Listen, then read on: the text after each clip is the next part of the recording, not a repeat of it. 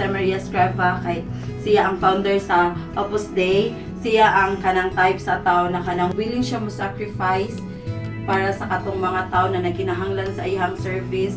Malaki po ang yung naitulong po ni Jose Maria Escriva po sa akin. Unang-una po, miracle po ang nangyari sa akin. Dahil una-una, na-hospital po ako, di ba po? Yung dahil nga po sa yung findings po ng doktor sa akin, appendix. Yeah. Sabi niya sa employer ko na uoperahan daw po kinabukasan pag hindi mawala yung sakit. Tapos nung kinagabihan, nilagyan na po ako ng dextrose. Tapos nung hindi pa rin mawala yung sakit. Tapos sabi ko sa card na binigay ng punlaan din sa amin. Sabi ko, Senior si Maria Escriva, sabi ko, tulungan niyo po ako. Sabi ko kasi wala po akong pambayad sa operasyon po kung sakali. Sabi ko, sana po pagalingin niyo na po ako. Alam niyo po, malaki po ang miracle po nangyari sa akin kasi kinabukasan, bumalik yung doktor sa akin, pinisil yung tiyan ko. Masakit ba? Sabi ko, hindi na po. O sige, pwede ka nang lumabas. I-discharge na po kita. Sabi ng doktor sa akin. Kaya malaki po talagang pasalamat ko kasi nga si Maria Escriva. Isang milagro na hanggang ngayon pinagpapasalamat ko sa kanya yung nag-survive ako nang umalis ako sa amin sa Catanduanes at the age of 17 years old. Sariling buhay, sariling desisyon, sariling tuhod ng gamit ko. Siya ang kasama ko. Siya, kinagabayan niya ako dito. At the age of 17, sa murang edad kong yun, sa ligalig ng buhay binata, hanggang sa ngayong may asawa na ako, siya pa rin. Ang ganda ng ginawa niya sa akin. Kaya hindi ko rin ito nakakalimutan. My mother is suffering stage 4 cancer. Palliative na siya. It's expected that she will be undergoing pain. So the only thing that I ask for is, if she has to go, then she will go. But can I ask that she's not undergoing pain? And I'm just asking for comfort. That if it could be granted, and you could pray for me to God, that He would grant her that. Almost every other day I ask her, Mom, do you feel any pain? And she doesn't. She gets tired, sleepy, depressed, sad, but no pain. So I think that's a very big miracle. I met him personally in Mexico, and it just so happened that in 1970 I was traveling through the United States. I must say I was literally swept off my feet because my first meeting was one of a big embrace. It's amazing. He embraced me, and then of course I didn't know what to do. And so his first comment was, "What has happened to you? You could not even speak. The Americans took away even your tongue."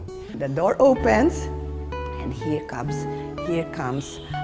Monsignor Escriva, the father.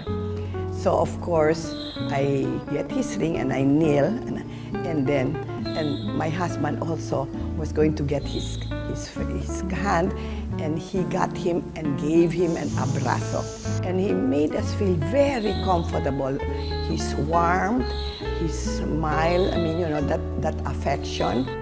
The way he dealt with me, the kind of questions he asked me. Here I was coming from the Philippines, so he was very concerned whether I was feeling warm enough, whether I was eating properly. So he asked me those kind of questions. No? And of course, when you go through an experience like that, you can't help but realize, I could not help but realize that he was truly a father to me. Saint Jose Maria for me is a father who knows our struggles in life. He is a father who inspires us. He is a father who helps us to struggle to become a saint. Bago pa lang akong nag-a-apply nun pa Saudi, na may pamphlet na ako niyan si Blessed Jose Maria Escriva pa lang. Dinala ko papuntang Saudi. Araw-araw pinipray ko siya. Kasi maraming pagsubok at tukso na dumarating pag nag-abroad. Kaya may pagmamalaki ko rin sa pag-abroad ko ng 10 years. Naitulungan ako ni San Blessed Jose Maria Escriba, panalangin lagi na makatapos ng kontrata at malusog ako at ang buong pamilya ko.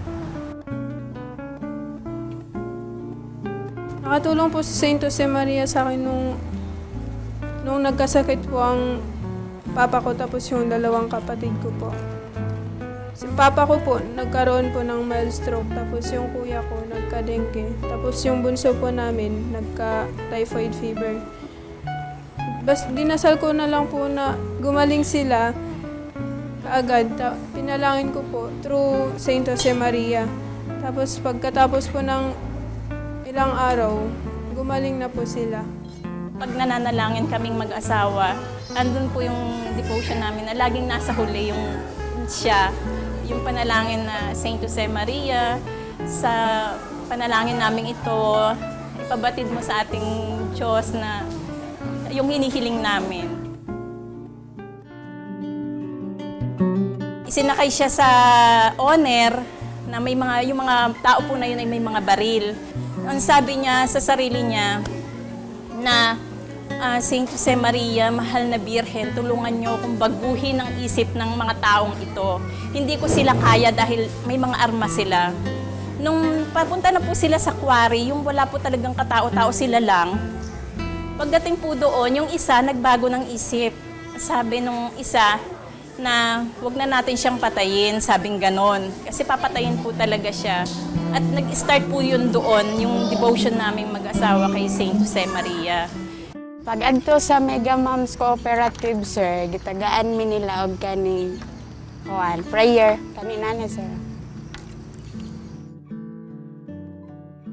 Gidala mi sa Limso Hospital, matong nahibaw-an nga akong anak cerebral palsy daay siya. So dakong tabang, sir, kaya nag-pray ko at least bisag dili siya kalakaw, okay ang iyahang kuan. Okay ra gyud siya ron, sir. Padre. Hija mía, ¿qué? Yo también fui en Lourdes. Y he vuelto muy contenta. Yo rezo mucho para usted. Oye, guapa, yo mañana en la Santa Misa te voy a coger, idealmente, porque no estarás a mi lado, y te pondré con la forma, con la hostia, en el momento del ofertorio. Y le diré al Señor que te haga muy feliz en la tierra y después te dé el cielo. ¿Te parece bien? Si Saint Jose Maria, talagang malaki ang naitulong din sa mga taong mga maliliit na katulad namin. Pag maralita ang humiling sa kanya, talagang ibinibigay po. Sabi ko nga, hindi ako magsasawa na magpasalamat sa kanya. Ngayon, puro pasasalamat naman. Kasi ang blessings na tinatanggap ng pamilya ko ay sobra-sobra.